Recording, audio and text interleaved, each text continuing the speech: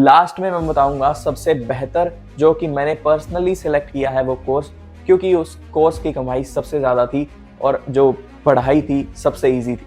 इसमें मैं 5 ऐसे सेक्टर बताऊंगा जिसमें अगले 5 सालों में ग्रोथ होगी और बहुत ज़्यादा ग्रोथ होगी, जिससे आपको आपकी लाइफ में बहुत ही अच्छा फ्यूचर मिल जाएगा। दोस्तों, सबसे पहले तो आप सबको कांग्रेचुलेशंस, आप लकी हैं कि आप पीआर के इतने नज़दीक हैं या आपको पीआर मिल गई है। ये एक बड़ा माइलस्टोन है आपकी जिंदगी में, ये एक नया चैप्टर लेकर आता है आपकी जिंदगी में। लेकिन मैं जानता हूं दोस्तों, पीआर मिलना सिर्फ शुरुआत है।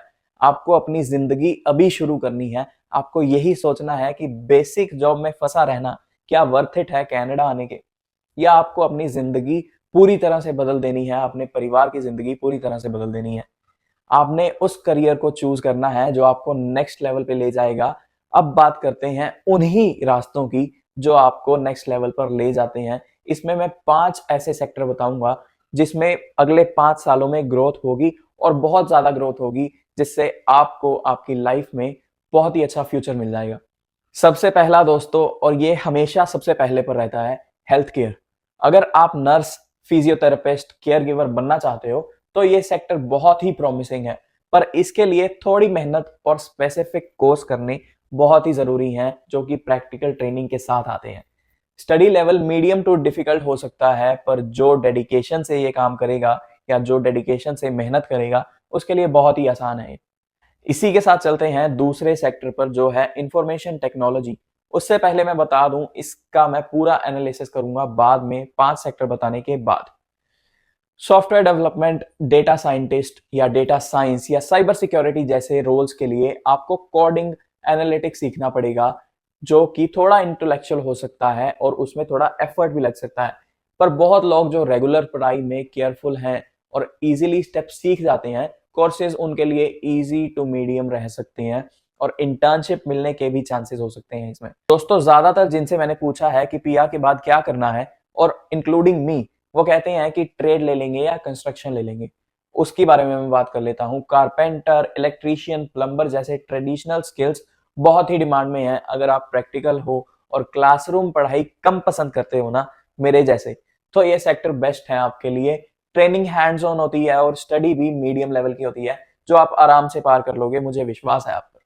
और लास्ट में मैं बताऊंगा सबसे बेहतर जो कि मैंने पर्सनली सिलेक्ट किया है वो कोर्स, क्योंकि उस कोर्स की कमाई सबसे ज्यादा थी और जो पढ़ाई थी सबसे इजी थी। इसी के साथ बताता हूं दोस्तों, चौथा सेक्टर जो है एग्रीकल्चर और फार्मिंग। ये sector usually on job training और प्रैक्टिकल स्किल्स पर डिपेंड करता है आपकी। फॉर्मल स्टडी ज्यादा नेसेसरी है ही नहीं। अगर आप टेक्निकल एग्रीकल्चर कोर्सेज करते हैं तो फ्यूचर में आपको अच्छा स्कोप मिल सकता है, क्योंकि फ्यूचर में फ्यूचरिस्टिक टेक्नोलॉजिकल और यही स्किल्स काम आने वाली हैं, चाहे एग्रीकल्चर हो या एआई हो, दोनों में। दोस्तों, इसी के साथ चलते हैं फिफ्थ कोर्स पर, फिफ्थ सेक्टर पर, जो है financial and business services. Accountant, financial adviser बनने के लिए फॉर्मल एजुकेशन जरूरी है दोस्तों। कोर्सेज थोड़े टफ हो सकते हैं आपके लिए, पर अगर आप मेहनत और टाइम दोनों देंगे तो ये भी अचीवेबल है। दोस्तों, अब सवाल ये होता है कि स्टडी करनी चाहिए तो किन कोर्सेज में करनी चाहिए। उन कोर्सेज में जो जॉब करना चाहते हो वो कोर्सेज। दोस्तों, इसमें मेरा सिंपल जवाब है हाँ।